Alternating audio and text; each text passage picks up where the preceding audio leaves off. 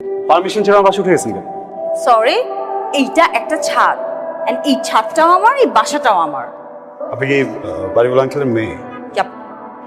ও, আপনি কার পারমিশনে এই ছাদটাকে নিজের বাসা বানায় ফেলছেন? আপনার বাবার পারমিশনে 2 বছর ধরে এখানে থাকি, প্রত্যেক মাসের 5 তারিখে ভাড়া দিয়ে দেই। ইভেন এই যে এই ওয়ালটা দেখছেন, এই ওয়ালটা ফুটা করে সবকিছু আপনার বাবাই আমাকে হেল্প করেছে লাগানোর সময়। হ্যালো, এই সরি উইদাউট ইউর পারমিশন আমি চলে আসছি। অ্যাকচুয়ালি আপনি ছিলেন না তো। চলে অলরাইট। দেখো আমার পরিচিত। Thank you. মন খারাপ? না তো, দেখে মনে হচ্ছে। শুনেছি মানুষের মন খারাপ হলে হয় অপরিচিত জায়গায় বা অপরিচিত মানুষের মাঝে যায়। জায়গাটা মোটো আমার অপরিচিত না, এখানেই বড় হয়েছি, ছাদে অনেক ফেলেছি। আপনার মন খারাপ হলে আপনি কি করেন? কিছুই করি না, কারণ আমার তো মন খারাপই হয় না। আমি আসলে একজন সুখী মানুষ। আঙ্কেল, আমি বেসিক্যালি গত বছর এই কোম্পানিটার সাথে একটা টিভিসি করেছি। আমি 1 বছর একটা চুক্তিতে ছিলাম ওদের সাথে। এর মাঝে কোম্পানি ফ্রড করে পালাইছে। যত এমপ্লয়ি ছিল সবার নামে একটা মামলা হয়ে গেছে। তো আমার নামেও মামলাটা হয়েছে। এটা তো একটা সিম্পল ব্যাপার, এটা তো সমস্যা না, এটাতে ঘাবড়ানোর কিছু নাই। আমার এক বন্ধু আছে, বুঝছো, আমার বন্ধুর এক ছেলে, ওই হাইকোর্টে বড় উকিল। আমি ওর সাথে কথাবার্তা বলতেছি, দেখি কি করা যায়। ইয়ো, আপনি দেশে কি করেন? এই দেশ আসলে থাকার জন্য অযোগ্য, আপনাকে ভালো থাকতে দেবে না।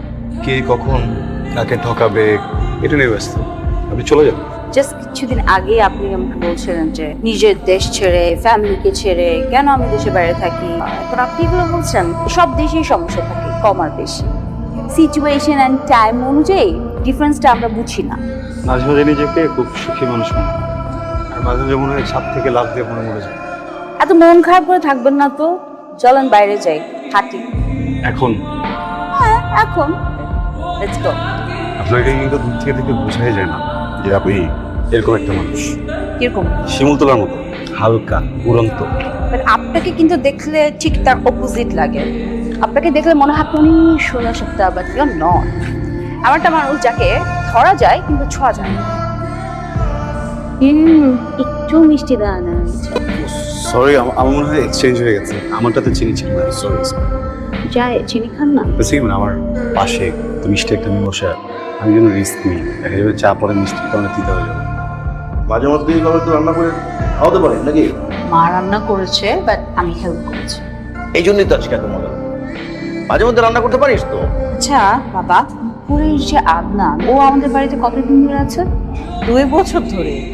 ছেলেটা যে কি ভালো বুঝছিস, ছেলেটা খুব ব্যস্ত থাকে, তারপরও আমাদের এই বুড়ো বুড়ির খুব টেক কেয়ার। আই গেস ওর না একা একা রান্না করে খেতে অনেক কষ্ট হয়ে যাচ্ছে, আমার মনে হলো আর কি। মাঝে মধ্যে একটু ওকে খাবার টাবার দিও।